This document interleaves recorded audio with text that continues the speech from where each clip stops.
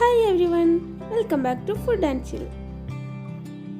Carrot ഉപയോഗിച്ച് ഒരു അടിപൊളി സ്വീറ്റാണ് നമ്മൾ ഇന്നിവിടെ തയ്യാറാക്കുന്നത്. ഞാനിവിടെ 3 ക്യാരറ്റാണ് എടുത്തിട്ടുള്ളത്. ക്യാരറ്റ് തൊലി കളഞ്ഞ് കഴുകിയെടുത്ത് ചെറിയ കഷ്ണങ്ങളാക്കി മുറിച്ചെടുത്തിട്ടുണ്ട്. ഇതൊരു പാത്രത്തിലേക്ക് ഇട്ട് കൊടുക്കാം. ഇതിലേക്ക് 1 കപ്പ് വെള്ളം കൂടി ഒഴിച്ചു കൊടുത്ത് ഇതൊന്ന് വേവിച്ചെടുക്കണം. 3-4 മിനിറ്റ് നല്ലപോലെ തിളച്ചാലേ ക്യാരറ്റ് വെന്ത് കിട്ടുകയുള്ളൂ. നമ്മളൊരു സ്പൂൺ കൊണ്ട് ഇങ്ങനെ ഒന്ന് പ്രസ് ചെയ്ത് കൊടുത്താൽ അതൊന്ന് മുറിഞ്ഞ് കിട്ടുന്ന പാകത്തിൽ വെന്ത് കിട്ടണം. അതിനുശേഷം ഇത് വെള്ളത്തിൽ നിന്നും കോരിയെടുത്ത് മാറ്റി വെക്കാം. തണുത്തതിന് ശേഷം ഇതൊരു മിക്സിയുടെ ജാറിലിട്ട് നല്ലപോലെ അരച്ചെടുക്കണം. ഇനി ഇതൊരു പാനിലേക്ക് മാറ്റാം. നമ്മൾ ക്യാരറ്റ് വേവിച്ചെടുത്ത വെള്ളമാണിത്. ഇതിലേക്ക് 2 ടേബിൾ സ്പൂൺ കോൺഫ്ലോർ കൂടി ചേർത്ത് കൊടുക്കുന്നുണ്ട്. ഇത് നല്ലപോലെ ഒന്ന് മിക്സ് ആക്കി എടുക്കണം. ഇനി ഇത് അരച്ചു വെച്ചിട്ടുള്ള ക്യാരറ്റിലേക്ക് ചേർത്ത് കൊടുക്കാം. ഞാൻ ഇതിലേക്ക് 1/2 കപ്പ് പഞ്ചസാര കൂടി ചേർക്കുന്നുണ്ട്.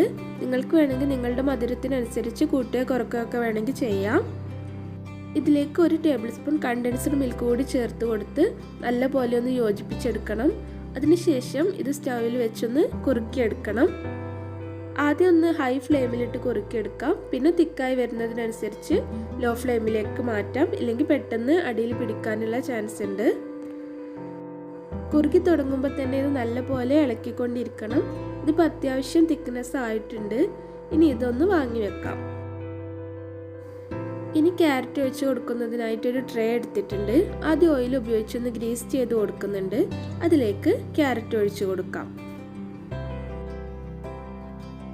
ഇനി ഇതൊന്ന് കവർ ചെയ്തെടുക്കുന്നുണ്ട്. ഇനി ഇത് ഓവർനൈറ്റ് അല്ലെങ്കിൽ മിനിമം ഒരു 6 മണിക്കൂറെങ്കിലും ഫ്രിഡ്ജിൽ വെക്കണം.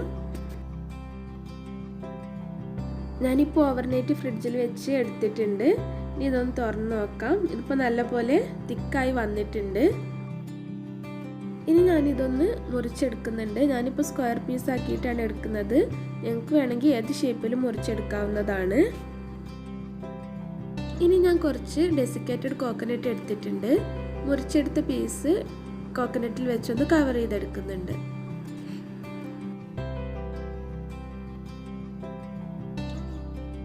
നമ്മുടെ ക്യാരറ്റ് സ്വീറ്റ് ഇവിടെ റെഡി ആയിട്ടുണ്ട്.